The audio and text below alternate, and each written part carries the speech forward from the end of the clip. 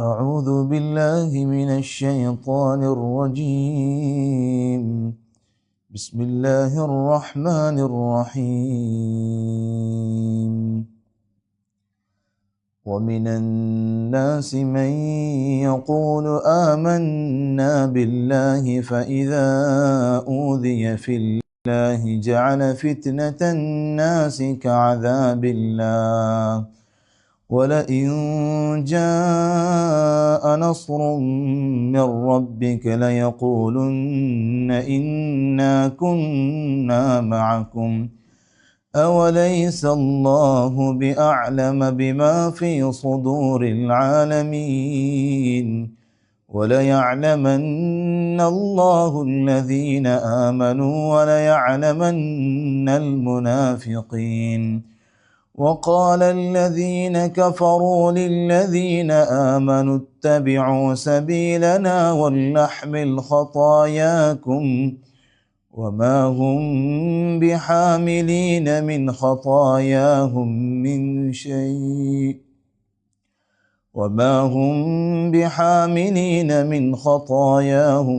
من شيء إنهم لكاذبون. وليحملن أثقالهم وأثقالا مع أثقالهم وليسألن يوم القيامة عما كانوا يفترون. الحمد للہ رب العالمین والصلاة والسلام علی اشرف الانبیاء والمرسلین نبینا محمد وعلی آلہ وصحبہ ومن اقتدى بہدیہ واستنى بسنتہ وسار علی نہجہ الی یوم الدین، اما بعد۔ قابل احترام سامعین حضرات، السلام علیکم ورحمۃ اللہ وبرکاتہ۔ سورۃ العنکبوت کی تفسیر شروع ہو چکی ہے اور 9 آیات کی تفسیر ہم کر چکے۔ آج آیت نمبر 10 سے آغاز کریں گے۔ واللہ تعالی ولی التوفیق۔ اعوذ باللہ من الشیطان الرجیم من ہمزہ ونفخہ ونفثہ۔ بسم اللہ الرحمن الرحیم۔ ومن الناس من يقول آمنا بالله فإذا أوذي في الله جعل فتنة الناس كعذاب الله ولئن جاء نصر من ربك ليقولن إنا كنا معكم أوليس الله بأعلم بما في صدور العالمين۔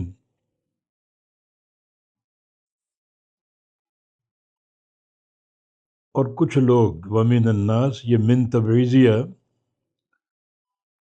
اور کچھ لوگ من یقول، جو کہتے ہیں آمنا باللہ، ہم ایمان لائے اللہ تعالیٰ کے ساتھ۔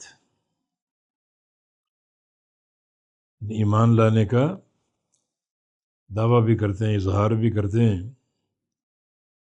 فَإِذَا أُوذِيَ فِي اللَّهِ، پس جب انہیں تکلیف دی جائے یا تکلیف دی جاتی ہے فی اللہ، اللہ تعالیٰ کی راہ میں، جعل فتنة الناس كعذاب اللہ، تو وہ لوگوں کی آزمائش کو، لوگوں کے فتنے کو یا لوگوں کی اذیت کو بنا دیتے ہیں کعذاب اللہ، اللہ تعالیٰ کے عذاب جیسا۔ مانا ڈر جاتے ہیں، ان تکلیفوں پر صبر نہیں کر پاتے اور لوگوں کی اذیت کو برداشت نہیں کر پاتے، اس قدر ڈر جاتے ہیں کہ گویا وہ اللہ کا عذاب ان پر مسلط ہو چکا ہے، اور پھر وہ دین کو چھوڑ بیٹھتے ہیں۔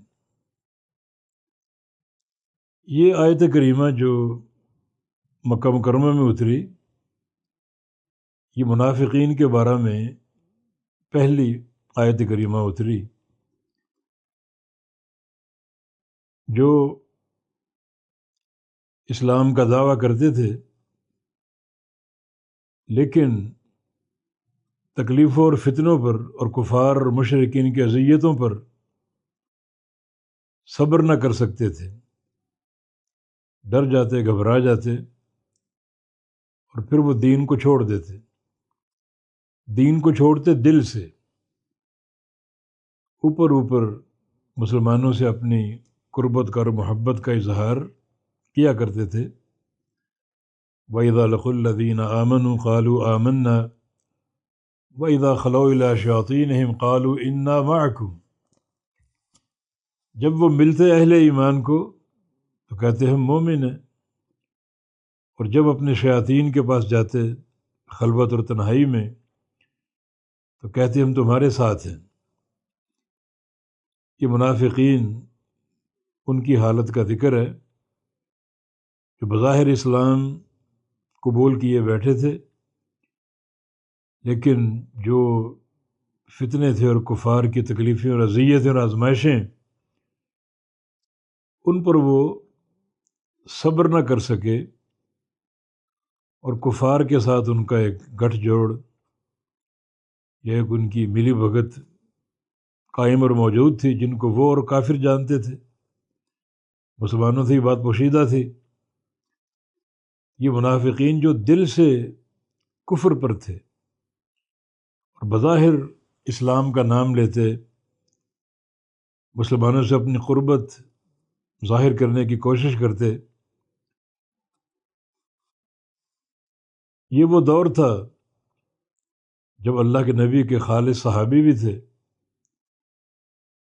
جنہوں نے اسلام قبول کیا، اور ان کو بڑی تکلیفیں دی گئیں، صدمات سے دوچار کیا گیا، مگر وہ ثابت قدم رہے، استقامت پر قائم رہے، جیسے عمار ابن یاسر اور ان کے بوڑھے والد یاسر اور ان کی بوڑھی والدہ سمیہ، جن کو یہ شرف حاصل ہے کہ اسلام کی پہلی شہید خاتون، اسلام قبول کرنے کی پاداش میں انہیں بڑا ایک جبر، ظلم اور اذیتوں کا سامنا کرنا پڑا، حتیٰ کہ جان سے ہاتھ دھو بیٹھی اور شہادت کا اعزاز اپنے سینے سے لگا لیا۔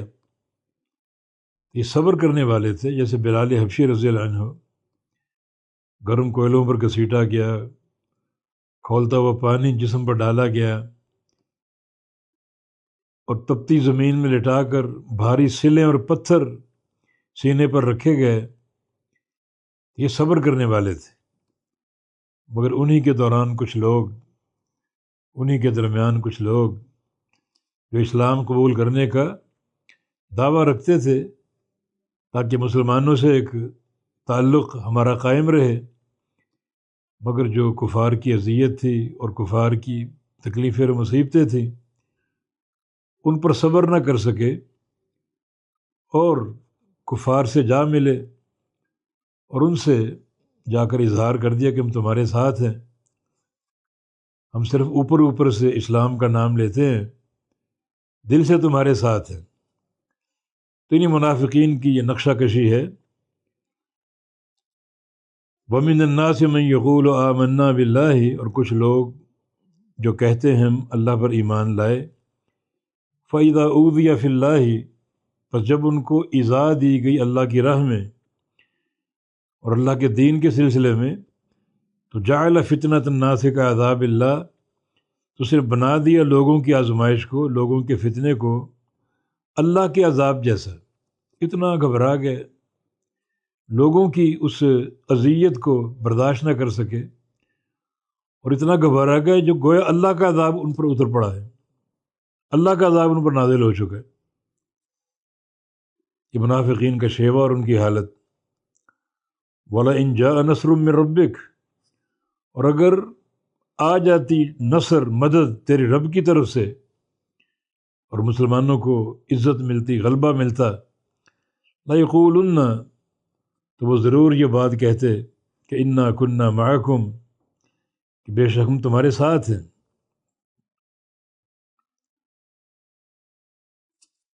لیقولن مضارع کا صیغہ کہتے یا کہیں گے، کیونکہ اس میں حاضر مستقبل دونوں معنی موجود ہیں، تو ضرور وہ کہیں گے انا کننا معکم، بے شک ہم تمہارے ساتھ ہیں۔ جو اوپر اوپر سے اسلام کا نام لیتے ہیں اس کا اظہار کرتے ہیں کہ ہم تمہارے ساتھ ہیں، تاکہ جو فتح ملی، نصرت ملی، اس میں اپنا دنیاوی حصہ سمیٹ سکیں، حاصل کر سکیں۔ یہ مال کے حریص جن کا مطمع نظر دین نہیں تھا، اور جو بھی دین کا نام لیا مسلمانوں کے قریب آنے کے لیے اور ان کی قوت سے بچنے کے لیے، اندر سے وہ کفار کے ساتھ تھے، تو اپنے اندر کا اظہار نہیں کرتے تھے، وہ اظہار کفار سے کر چکے تھے، ہم تمہارے ساتھ ہیں۔ اوپر اوپر سے ہم نے اسلام قبول کیا ہے، دل سے آپ کے ساتھ ہیں۔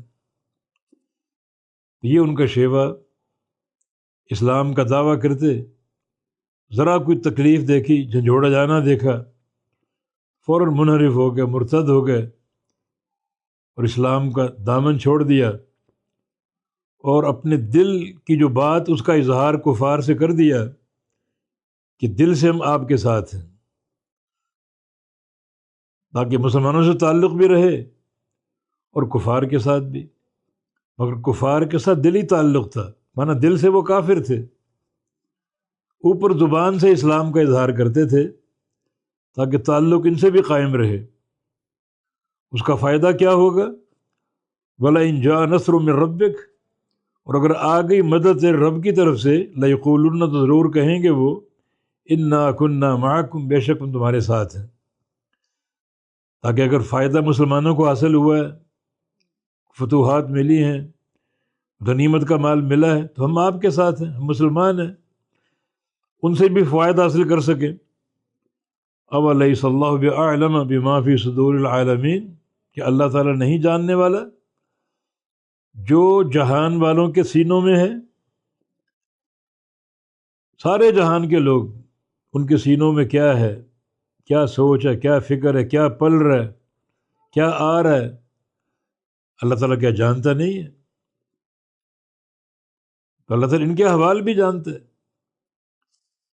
اللہ رب العزت سینوں کی ہر بات کو جانتا ہے، جو آپ کے دل میں مخفی ہے اللہ جانتا ہے۔ دل میں مخفی بات کو آپ زبان پر لیں وہ بھی جانتا ہے، نہ لائیں وہ بھی جانتا ہے۔ جس مخفی بات کا اظہار کرنا چاہیں وہ بھی جانتا ہے، جس کا اظہار نہ کرنا چاہیں وہ بھی جانتا ہے۔ منافقین کیا سمجھتے ہیں؟ اپنی اس روش سے ہم سے بچ جائیں گے؟ ہم تو دلوں کے احوال کو جانتے ہیں۔ بظاہر اسلام کا نام لینے والے اندر سے کفار کے ساتھ ہیں، بظاہر اسلام کا نام لینے والے دل سے کفر کی محبت لیے بیٹھے ہیں۔ تو ہم دلوں کے احوال کو جانتے ہیں۔ جو قیامت کو ان کا حساب ہوگا تو صرف ظاہر پر نہیں ہوگا، بلکہ دلوں کی کیفیت اور احوال پر بھی ہوگا۔ بظاہر ایک منافق نے نمازیں بھی پڑھی ہوں گی، روزے بھی رکھے ہوں گے، مگر قیامت کے حساب کے لیے اتنا کافی نہیں ہے، بلکہ دلوں کو بھی جانچا اور پرکھا جائے گا۔ یوم تبلی السرائر، قیامت کے دن دلوں کے بھیدوں کو کھولا جائے گا۔ حساب تو اللہ نے لینا ہے، کسی دنیا کے انسان نے نہیں لینا۔ دنیا کے سارے انسان مل کر بھی کسی ایک بندے کا حساب قیامت کے دن نہیں لے سکیں گے، اللہ ہی لے گا۔ کیونکہ قیامت کا حساب صرف ظاہر پر نہیں، بلکہ ظاہر اور باطن دونوں پر ہے، صرف ظاہری اعمال پر نہیں، بلکہ قلبی کیفیت اور قلبی اعمال پر بھی ہے۔ ایک بندہ اگر نمازی ہے مگر دل میں ریاکاری ہے تو اس کی نماز قابل قبول نہیں۔ اگر ہم حساب لیں، ہم اس کا نمازی ہونا کافی سمجھیں گے، کامیاب ہے یہ۔ اللہ تعالیٰ نہیں، اللہ تعالیٰ جانتا ہے کسی نے نمازیں تو پڑھی مگر ریاکار تھا۔ ایک بندہ ہر سال حج کرتا ہے، ہمارے ذمے اس کا حساب ہو، ہم تو اس کو شاباش دیں گے، انعام و اکرام کی بارش کر دیں گے، اس کو کامیاب قرار دیں گے، اللہ نہیں۔ اللہ تعالیٰ دلوں کے احوال کو جانتا ہے کہ حج تو کر رکھے ہیں اس نے، اندر سے ریاکار تھا، مخلص نہیں تھا۔ ایک بندہ نمازی ہے، روزے دار ہے، حج، عمرے، جہاد سب کچھ کرتا ہے، مگر جو اساس ہے قبول عمل کی، عقیدہ توحید، وہ نہیں ہے۔ تو اللہ تو جانتا ہے ہر شے۔ جس ذات نے حساب لینا قیامت کا، وہ انسان کے ظاہر اور باطن دونوں کو جانتا ہے۔ تو دنیا کی زندگی میں اپنے ظاہر کو سنوارو اللہ کے پیغمبر کی سنت کی اتباع کے ساتھ، اور اپنے باطن کو سنوارو عقیدہ توحید اور اخلاص کے نور کے ساتھ، وہ بندہ کامیاب ہے۔ ہر نیکی اس کی قابل قبول ہوگی۔ ایک کھجور احد پہاڑ بن جائے گی، حتیٰ کہ کلمہ طیبہ بھی جنت کے داخلے کا باعث بن جائے گا۔ آدھی کھجور بھی اللہ کی بخشش کا ذریعہ بن سکتی ہے، مگر ان شرائط کے ساتھ۔ وَلَيَعْلَمَنَّ اللَّهُ الَّذِينَ آمَنُوا وَلَيَعْلَمَنَّ الْمُنَافِقِينَ، تاکہ اللہ تعالیٰ جان لے، اور ضرور جان لے گا ان لوگوں کو جو ایمان لائے، وَلَيَعْلَمَنَّ، اور ضرور جان لے گا ان لوگوں کو، المنافقین، جو منافق ہیں، یعنی ایمان کا دعویٰ کرنے والے۔ اب کفار کی اذیت ان کو پہنچی، فتنہ ان کو پہنچا، اللہ تعالیٰ یہ ہونے دیتا ہے تاکہ جان لے سچا کون اور جھوٹا کون۔ یہ حکمت الہیہ، سنت الہیہ۔ ورنہ جو ایمان کا دعویٰ کر لے تو اللہ ان کو کسی کافر کی اذیت پہنچنے نہ دے، اللہ قادر ہے، پر اللہ یہ ہونے دیتا ہے کہ اذیت پہنچے تاکہ سچے اور جھوٹے، کھرے اور کھوٹے واضح ہو جائیں، ثابت سامنے آ جائیں۔ تو جو لوگ ایمان لائے، کفار کی اذیت ان کو پہنچی، تو اس اذیت کے بعد اللہ تعالیٰ جان لے گا اہل ایمان کو اور منافقین کو۔ جو اہل ایمان سچے اور پکے مومن ہیں، وہ صبر کریں گے، استقامت کا مظاہرہ کریں گے، کسی تکلیف پر گھبرائیں گے نہیں، بلکہ دین پر، توحید پر ڈٹے رہیں گے۔ جن کے دلوں میں نفاق ہے، جو لوگوں کی تکلیفوں کو اللہ کا عذاب سمجھتے ہیں، وہ تو بظاہر اسلام کا نام لیں گے، مگر اندر سے ان کا کفار کے ساتھ گٹھ جوڑ ہوگا۔ ہم تمہارے ساتھ ہیں، دل سے تمہارے ساتھ ہیں، اوپر اوپر سے ان کے ساتھ ہیں۔ تو اللہ تعالیٰ جان لے گا سچے مومن کون اور منافق کون۔ سوال یہ کہ اللہ تعالیٰ جانتا ہی ہے، اس ابتلاء کی ضرورت ہی نہیں، لیکن اللہ تعالیٰ کا یہ جاننا تاکہ دنیا دیکھ لے، درس عبرت بن جائے، اور یہ مومنین کا ایمان اور منافقین کا نفاق بشکل مشاہدہ، بشکل ظہور آ جائے۔ ورنہ بلال حبشی رضی اللہ عنہ، اللہ جانتا ہے کہ وہ پکے مسلمان، پکے موحد ہیں، تکلیفیں ان کو پہنچی، صبر انہوں نے کیا، تو صحابہ پر واضح ہو گیا کہ یہ پکے مسلمان ہیں، ان کی استقامت واضح ہو گئی، یہ ایک نصیحت بھی بن گئی۔ ادھر منافقین ہیں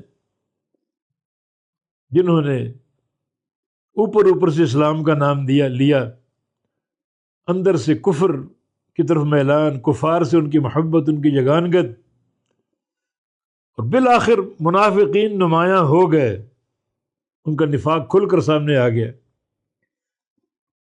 اللہ تعالیٰ تو جانتا ہی ہے، مگر اس طرح بشکل ظہور اللہ تعالیٰ نے مومنین کے ایمان کو نکھار دیا اور منافقین کے نفاق کو واضح کر دیا۔ جن لوگوں نے اسلام قبول کرنے کے بعد کفر کی طرف میلان اختیار کیا، دو طرح کے لوگ تھے۔ ایک وہ جو بظاہر کفر کی طرف مائل ہو گئے مگر دل سے مسلمان تھے، جیسے عمار رضی اللہ عنہ۔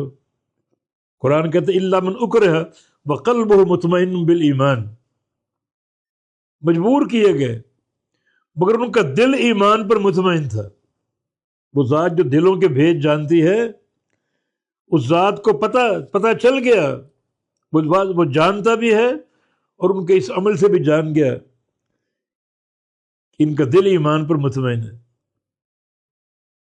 کچھ کلمہ کفر کہہ دیا، نبی علیہ السلام کی شان میں گستاخی کر دی، مگر دل میں ایمان پختگی سے موجود تھا۔ نبی علیہ السلام کے پاس بڑے پریشان ہو کر ہے، یا رسول اللہ صلی اللہ علیہ وسلم، اتنا آج مجھے مارا گیا، اتنا تنگ کیا گیا، تکلیف دی گئی کہ میں آپ کی شان اور آپ کی ذات کے بارے میں گستاخانہ کلمات کہہ بیٹھا۔ اللہ کے نبی پریشان ہوئے، مگر اللہ کی وحی آ گئی، الا من اکرہ وقلبہ مطمئن بالایمان،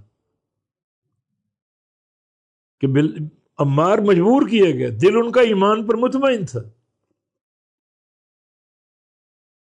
تو کچھ لوگ ایسے جو لوگوں کی ان فتنوں اور تکلیفوں اور آزمائشوں پر صبر نہ کر سکے، مگر دل میں ایمان موجود تھا، دل ان کا ایمان پر مطمئن تھا، برعکس ان کفار کے کہ وہ دل سے کفار کے ساتھ تھے، دل سے کفر ان کے موجود تھا۔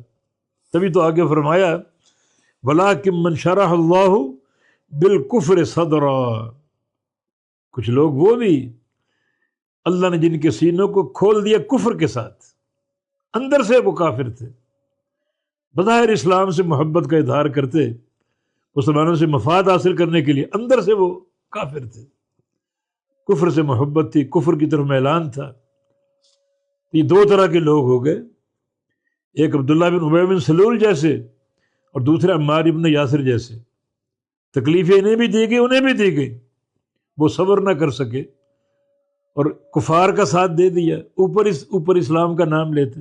ایک طرف عمار بن یاسر بہت صبر کیا، لیکن بالآخر ان کی تکلیفوں کی شدت کی بنا پر کچھ گستاخی کے کلمات وہ کہہ بیٹھے، بڑا ان کو ملال بھی تھا، اس کا افسوس بھی تھا۔ نبی علیہ السلام کی خدمت میں حاضر ہوئے، اللہ نے وحی کے ذریعے عمار بن یاسر کو اس سارے مخمصے سے بری کر دیا کہ عمار نے دشمن کی تکلیف سے بچنے کے لیے یہ کلمات کہے، مگر ان کا دل پوری طرح ایمان پر مطمئن تھا۔ شرک نہیں کر سکتا، خب مار دیا، لا تشرک باللہ شیئا وان قتلت او حرقت، قتل کر دیے جاؤ، جلا دیے جاؤ، قتل ہو جانا، جل جانا، شرک نہیں کرنا۔ کلمہ کفر کہہ سکتے، کلمہ کفر اور ہے، شرک اور ہے۔ وہ کلمہ کفر کیا تھا؟ نبی علیہ السلام کی شان میں گستاخانہ بات کہہ دی، اندر سے ایمان پر مطمئن تھے، نبی علیہ السلام کی محبت پر مطمئن تھے۔ تو اللہ نے عمار بن یاسر کو اس سارے جو ایک آزمائش کا کھیل تھا بری کر دیا، اور منافقین ان کا نفاق واضح ہو گیا، اوپر اسلام کا نام لیتے ہیں تاکہ اسلام سے فوائد حاصل کر سکیں اور مسلمانوں کی جو ایک صدمت اور طاقت اس سے بچ سکیں، مگر اندر سے ان کا قلبی میلان کفار کی طرف تھا۔ وقال الذین کفروا للذین آمنوا اتبعوا سبیلنا ولنحمل خطایاکم، ایک اور فتنہ کفار کا، اور کہا ان لوگوں نے جنہوں نے کفر کیا، للذین آمنوا، ان لوگوں سے جو ایمان لائے، یعنی کفار نے کہا مومنین سے، اتبعوا سبیلنا، پیروی کرو ہمارے راستے کی، ولنحمل خطایاکم، اور ضرور ہم اٹھا لیں گے تمہاری خطائیں، تمہاری غلطیاں، تمہارے گناہ، ہم پر چھوڑ دو، یہ ہماری راہ کے پیروکار بن جاؤ، ہمارے پیچھے چل پڑو، اور اگر آخرت کا نام لیتے ہو، حساب و کتاب کا، تو ہم تمہارے سارے گناہ اپنے ذمہ لیتے ہیں، دین اسلام کو چھوڑ دو۔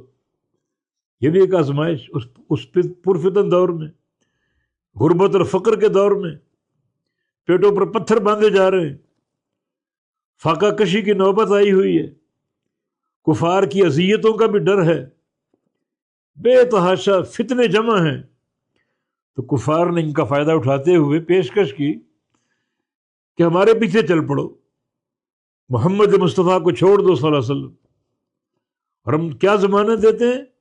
اگر قیامت قائم ہوگی جن گناہوں کا تمہیں ڈر ہے وہ ہمارے ذمہ، وَنَحْمِلُ خَطَايَاكُمْ، اور ہم ضرور اٹھا لیں گے تمہاری غلطیوں کو، تمہارے گناہوں کو ہم اٹھا لیں گے۔ یہ مسلمانوں کو برگلانے کی ایک سازش، کیونکہ فتنے تو قائم تھے، موجود تھے، اور شر غالب تھا، کفار کی اذیتیں اپنے عروج پر تھی۔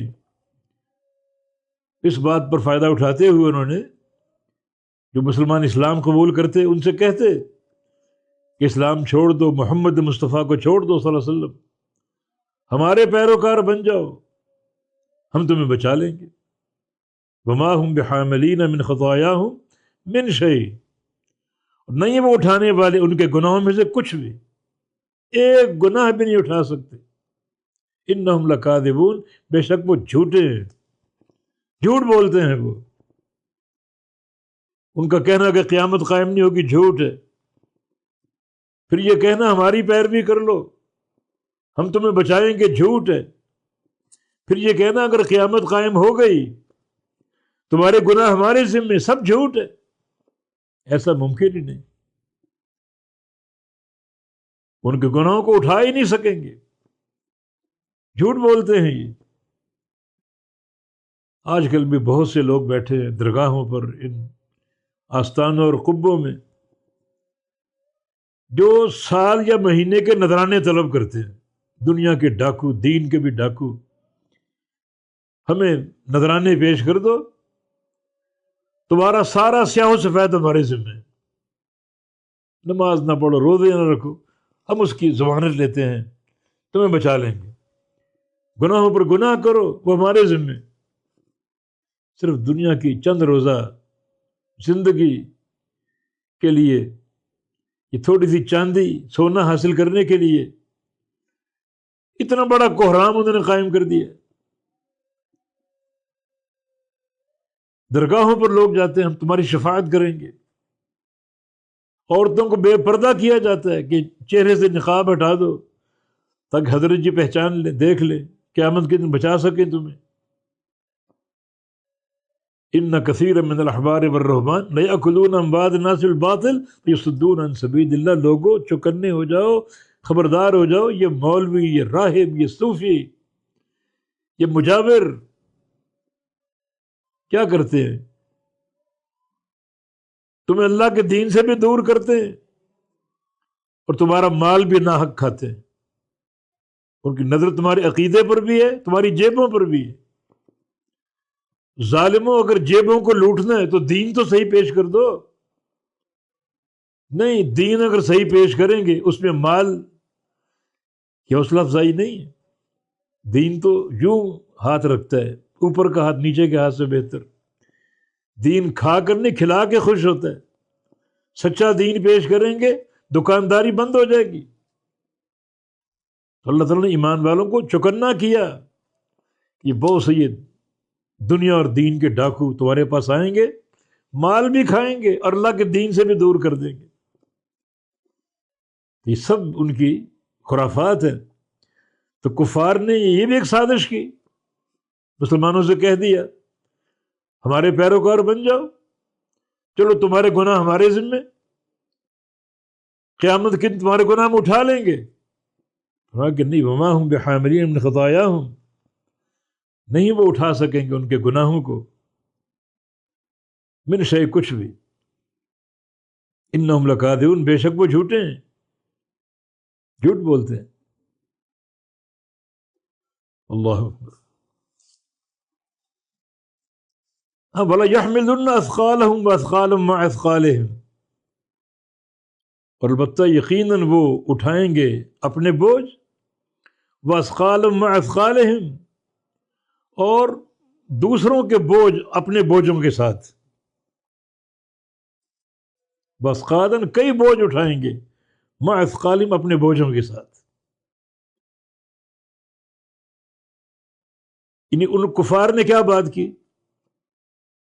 ہمارے پیروکار بن جاؤ، تمہارے گناہ ہمارے ذمہ، مانا تم سے حساب نہیں ہوگا اور ہم تمہارے گناہ اٹھا لیں گے مانا ہم تمہیں حساب سے بھی دور کر دیں گے، کامیاب کروا دیں گے، اور ہم تو ہیں ہی بخشے ہوئے، ہم تو ہیں ہی کامیاب. نہیں، اللہ فرما رہا ہے قیامت کے دن آئیں گے یہ لوگ اپنے بوجھ اٹھا کر جن کا ان کو حساب دینا ہے، اور وَأَثْقَالًا مَّعَ أَثْقَالِهِمْ، اور بہت سے بوجھ اپنے بوجھوں کے ساتھ. کون سے بوجھ؟ ان لوگوں کے بوجھ جن کو انہوں نے گمراہ کیا، راستے سے بہکا دیا. بوجھ اٹھائیں گے ان کو بخشوانے کے لیے نہیں، بلکہ وہ بھی اور یہ بھی عذاب علیم کا نشانہ بنیں گے. ان کفار نے کیا کہا تھا؟ تمہارے بوجھ ہم اٹھا لیں گے، تمہیں بچا لیں گے، ہم تو ہیں ہی بچے ہوئے. اللہ فرما رہا ہے کہ بوجھ اٹھائیں گے ضرور، مگر وہ بوجھ ان کے لیے بربادی کا باعث بنے گا، تباہی کا باعث بنے گا. وَلْيَحْمِلُنَّ أَثْقَالَهُمْ، اور ضرور وہ اٹھائیں گے اپنے بوجھوں کو. وَأَثْقَالًا مَّعَ أَثْقَالِهِمْ، اور کئی ایک بوجھ اپنے بوجھوں کے ساتھ. کس کس کو گمراہ کیا انہوں نے؟ کچھ لوگ ایسے جن کی گمراہی کا دائرہ پھیلا ہوا ہے، کہتے ہیں نا فلاں کے لاکھوں مرید ہیں، تو لاکھوں کا بوجھ اٹھائیں گے. وہ کیا بنے گا قیامت کے دن؟ کیا بنے گا قیامت کے دن؟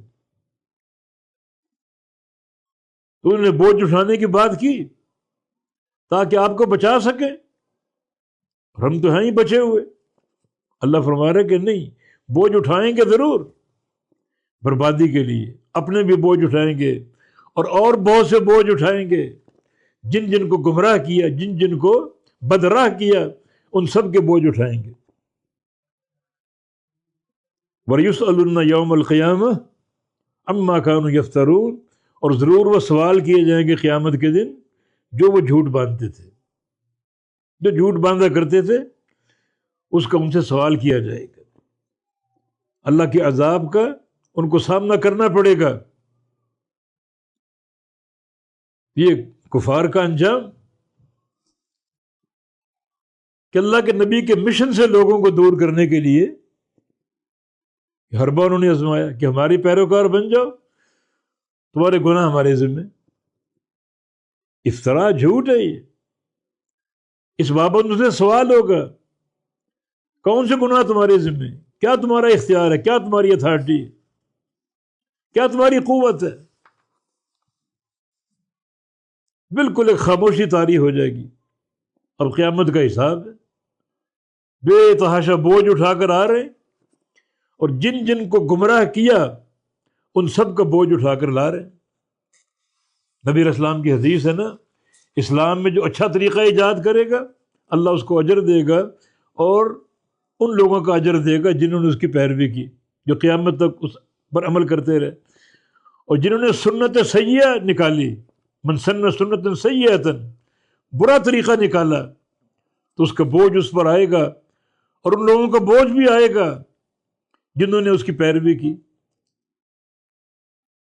تو پہلا جو بندہ عمل کرے گا اچھا یا برا، اچھا ہے تو جو جو اس اچھائی کو اپنائے گا اس کا ثواب اس کو ملے گا، اور اگر برا ہے تو جو جو اس برائی کو اپنائے گا اس کا گناہ اس کو ملے گا.